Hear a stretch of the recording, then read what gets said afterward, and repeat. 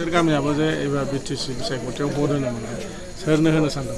जोङो हाग्रामानो होगोन आरो हाग्रामाखौनो जोंनो नांगौ। एसेबां गोबाव जों 5 बोसोर नेनानै दिनैसिम दङ आरो हाग्रामाखौनो जोंनो नांगौ। मानो होनबा UPPL नि जि प्रमद बर' बिथाङा जि थगायदों बेफोरखौबो जोङो मिथिजोब्बाय आरो बियो नंखाय बाथ्रा बिराद बुङो आरो बिनि बुंनायफोरा गासिबो नंखाय। बिनिखायनो जोङो बे हाग्रामा सरखारखौनो नांथारगौ होननानै दिनै जोङो बयबो गोसो मोदोम जिउ होनानै जोङो दिनै भटखौ होनो नागिरदों। नोंसिनिया मा गामि? जोंनिया बे के बालिगाव होननानै बुङो। बे गामिया जोंनि गामिया के बालिगाव। बे माबायावहाय 203 भटार्स दङनो। बेवहाय बिनि गेजेरावनो बेसेबां भट होगोन नोंसोर BPF राजखान्थि हान्जानो? जोङो बेयावहाय प्राय गासिबो माबायानो हाग्रामानि पार्टियानो आरो हाग्रामाखौनो होगोन होननानै जोङो खौसे जानानै जोङो दंखायो। 100%आव 100 बियो देरहाखागोन। प्रमद बर'आ मा बुंना थगायदों? प्रमद बर'आ साख्रि होगोन न'खर न'खर आरो बेफारिफोरखौबो फालांगिरिफोरखौबो हिनजावफोरखौबो माने आराम जनानै जाहोगोन। बेबायदि मैगं फाननायफोरखौ जोङो फानहोला न'खर न'खर साख्रि होगोन होननानै बे थगायदोंमोन आरो साख्रि बाख्रि होगोन होननानैबो थगायदोंमोन। नाथाय दिनैसिम आङो नुनो मोनाखै बा जोङो नुनो मोनाखै बिनि साख्रि होनायखौ। आरो जों खोनानो मोन्दों आरो साख्रि होब्लाबो माने बियो फैसा लादोंमोन आरो बे फैसा लानायजों सोरबा मोननोबो हागौ साख्रिखौ।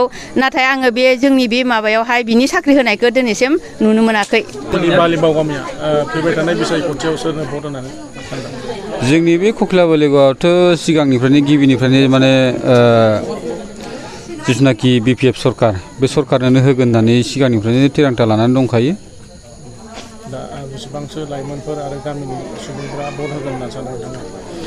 जोंनियाव बेवहाय कक्ला बालिगावनिफ्राय प्रायभागानो 90% दङ BPFआव। BPF राजखान्थिनो मानो भट होनो होनना सानदों नोंथाङा? BPF राजखान्थिनो भट होनायनि नाजानायानो जाहैबाय जोंनि बे कक्लाबालियाव गोबां माने मावनांगौ हाबाफारिफोर दङ। लोगोसे स्कुल दङ जोंनियावहाय अंगनाबादि स्कुलफोरबो गैया। लोगोसे जोंनि जिथुनाखि गामियावहाय 3 डिमिनिसन दङ।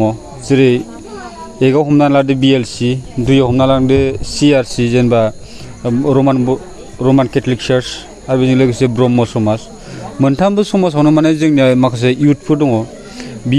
बे इयुथफोरावहाय माने गोदोसोनानै थालांनाय बायदि जालांगासिनो दङ। माने उनफिन जागासिनो दङ।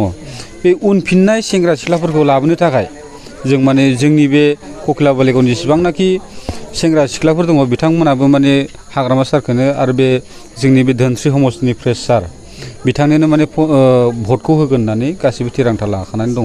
बेसेबां जौखोन्दो होगोन होनना सानदों? सेंग्रा सिख्लाफोरनिफ्रायथ' जोंनिफ्राय 100आव 100% दङ।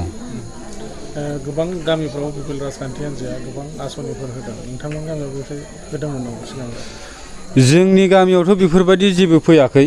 खिन्थु मिटिंफोरखौलाय खालामफैदों। फार्स्ट टाइमावहाय UPPLआनो फैदोंमोन। UPPL बेयाव बुंदोंमोन बिथांमोना जिथुनाखि आसनिफोर आलाय सोरां ना माबा मोनसे आसनि होन्दों सोलाङार बेफोरखौ होन्दों। खिन्थु खिन्थु जोंनिफ्राय माखासे डकुमेन्टसफोर बिहरदोंमोन। होमबा जों बे समावहाय बिथांमोननो हरनाय जायाखै। लोगोसे सोरबाफोर जुदि जोंनि गामिनिफ्राय पार्सनेलि जुदि हैदोंबा बेखौ जों मिथिनो हाया बुजिनो हाया। मानो होनबा जोंनि गामियावबो गोबां 100आव 100%आ BPF होननानैथ' जों माने बुंजोबनोबो हाया जाहैबाय। जोंनियाव गासै दायो 58 न'खर दङ।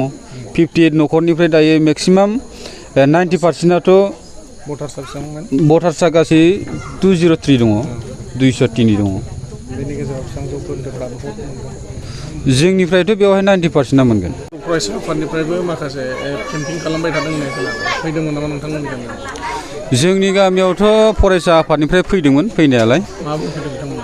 बेयाव फैनानै बिथांमोना बुंफैदों जोंनि सनितपुर डिस्ट्रिक्टनि सेक्रेटारि लोगोसे सनितपुर डिस्ट्रिक्टनिनो बारग' नेहाथारि बिथांमोन फैदोंमोन।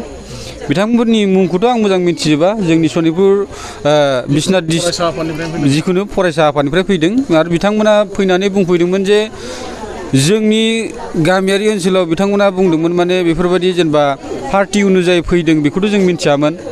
बे हिसाबै बिथांमोना फैनानै बिथांमोना जोंनि गेजेराव फैनानै बे खोथाखौ बुंफैदों जे जों सानदोंमोन जोंनि गामियारि ओनसोलफोरा जेनेबा मोनसे सांग्रांथि मेल होननानैसो बिथांमोना बुंदोंमोन नालाय सिगाङाव। आंनोबो माने गामिनि सुबुंफोराबो बुंदोंमोन जे जोंनि गामियावहाय आबसुफोर फैगोन फैनानै माने सांग्रांथि मेल खुंगोन बे खोथाखौसो बुंदोंमोन लोगोसे बेवहाय बेबायदि बुंनाय लोगो लोगोनो जोंनि गामिनि माखासे जोंनि गामियावनो जेरै सेंग्रा सिख्लाफोरा बिदिनो गोग्लैसोनानै थालांनाय सोरबा बिदिनो गोबां जानाय लोंनायाव बेस्थ' थानाय बेफोरबायदि इयुथ सेंग्रा सिख्लाफोरखौ बिथांमोना फैनानै जेनेबा सांग्रांथिखौ होफैगोन बेखौ जों सानदोंमोन बेबायदि साननानै जोंनि ककिलाबारि गावनि जेसेबांनाखि रायजोफोर दंमोन बे रायजोफ्राबो गासिबो नुजाथिफैदोंमोन आरो नुजाथिफैनायनि उनाव बिथांमोना जों साननाय बायदि जिथुनाखि खोनानाय बायदि बेबायदिया जायासै बिथांमोना फैनानै जोंनि गेजेराव बुंफैदों जे नोंथांमोना मेगन मोसेबनानै बे खेबसेयावहाय ट्रेक्टरनि सावगारियाव भट होनानै बिथांमोना बुंफैदों बेबायदि बुंदों दा बेबायदि बुंनायावहायनो माने जोंनि गामिनि माखासे